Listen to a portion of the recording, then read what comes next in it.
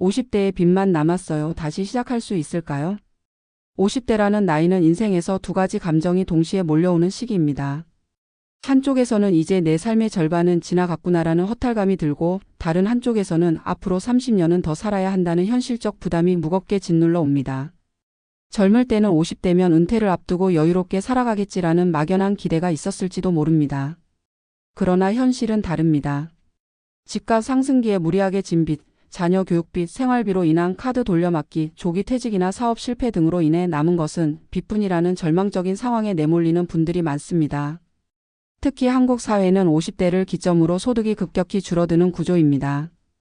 회사를 다니더라도 재취업은 어렵고 자영업을 한다 해도 불안정한 매출에 시달리기 일쑤입니다.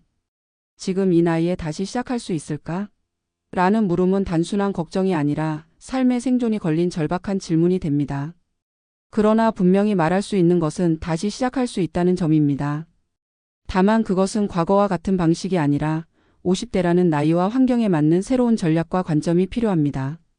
서울에 사는 박모 씨 53세는 대기업에서 25년간 근무하다가 명예퇴직을 권유받았습니다. 퇴직금으로 약 1억 5천만 원을 받았지만 이미 자녀 대학 등록금 대출, 주택담보대출, 생활비 대출 등으로 빚이 1억 가까이 남아 있었습니다. 이 돈으로 자영업이라도 해야겠다며 치킨집을 창업했지만 코로나와 경기 침체의 여파로 2년 만에 문을 닫고 말았습니다. 결과적으로 남은 것은 더 늘어난 빚과 나이 50 중반의 불안한 미래였습니다. 박 씨는 한동안 깊은 우울증에 빠졌습니다. 이 나이에 내가 뭘 할 수 있겠어? 이제 끝났구나라는 생각뿐이었습니다. 하지만 아내의 권유로 신용회복위원회를 찾아가 상담을 받으면서 전환점이 마련되었습니다. 그는 과도한 빚을 조정받아 매달 갚아야 할 원리금 부담을 줄였고, 그 과정에서 내가 아직 할 수 있는 일이 있다는 용기를 얻었습니다. 이후 소규모 온라인 판매 사업을 배우기 시작했고 2년 만에 월 200만 250만 원 정도의 소득을 꾸준히 확보할 수 있게 되었습니다.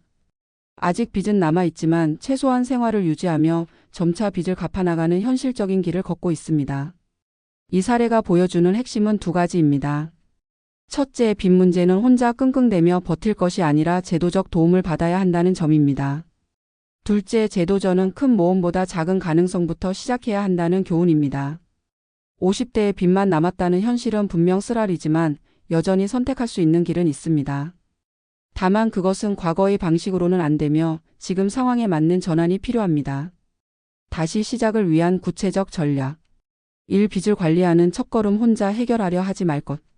빚이 많아지면 가장 흔히 하는 실수는 언젠가 갚겠지라며 카드 돌려막기나 대출 연장에 의존하는 것입니다. 그러나 이 방식은 눈덩이처럼 빚을 불릴 뿐입니다.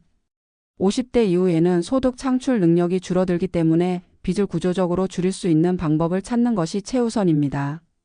신용회복위원회, 법원의 개인회생파산 제도는 단순히 빚을 탕감하는 기능을 넘어 새로운 시작을 할 수 있는 토대를 마련해 줍니다. 이를 통해 매달 나가는 고정 부담을 줄이면 생활이 한결 숨통이 트이고 새로운 도전을 할 여유도 생깁니다. 이 생활비 구조 조정 줄이지 않으면 버틸 수 없다. 은퇴 전에는 앞으로 벌 수 있다는 기대 때문에 지출을 줄이지 못하지만 50대 이후에는 줄여야 살 수 있다가 현실입니다.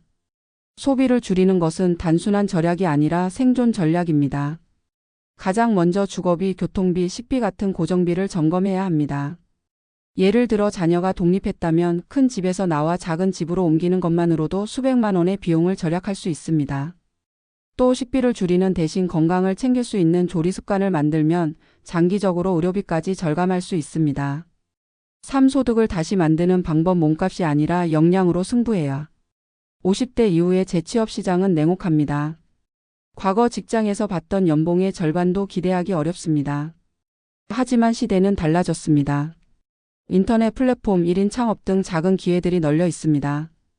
예를 들어 온라인 판매, 유튜브 블로그 운영, 배달 운전 경비 같은 플랫폼 노동 등은 초기 자본보다 꾸준한 실행력이 중요합니다. 또 50대는 젊은 세대가 가지지 못한 경험과 신뢰감이라는 자산을 가지고 있습니다. 이를 활용해 강의, 컨설팅, 지역사회 활동으로 수입을 만들 수도 있습니다. 핵심은 큰 돈을 벌겠다는 욕심이 아니라 꾸준히 유지 가능한 소득원을 다변화하는 것입니다. 4. 심리적 회복. 마음이 무너지면 재도전은 불가능하다. 빚은 단순히 돈의 문제가 아니라 마음을 갉아먹습니다. 내 인생은 끝났다는 생각에 사로잡히면 어떤 기회도 잡을 수 없습니다. 따라서 재기의 과정에서 가장 중요한 것은 정신적 회복입니다. 작은 목표라도 달성하며 자신감을 회복하고 가족지인과의 관계를 회복하는 것이 필수적입니다. 전문가 상담이나 멘토링을 통해 마음을 다잡는 것도 도움이 됩니다. 5장기 전략 노후 대비는 다시 시작할 수 있다. 50대에 빚만 남았다고 해서 노후 준비가 끝난 것은 아닙니다. 오히려 이제부터 빚을 정리하면서 동시에 노후 대비를 시작하는 것이 필요합니다. 예를 들어 국민연금은 반드시 유지해야 하며 가능하다면 추가 납부로 연금을 조금이라도 늘려야 합니다. 또 건강관리를 통해 의료비 지출을 최소화하고 소득이 생기면 작은 금액이라도 꾸준히 적립식 저축이나 안전한 투자로 미래를 대비해야 합니다. 50대에 빚만 남았다는 사실은 분명 고통스럽습니다. 하지만 그것이 곧 인생의 종착지는 아닙니다. 오히려 남은 30년을 어떻게 살 것인가에 대한 새로운 질문이 시작되는 시점일 뿐입니다.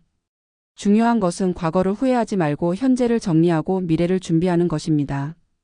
다시 시작은 가능합니다. 다만 큰 돈이 아니라 작은 변화에서, 과거 방식이 아니라 새로운 전략에서 출발해야 합니다. 그리고 그 길은 결코 혼자가 아닌 제도와 사람들의 도움을 받으면서 더 단단하게 걸어갈 수 있습니다.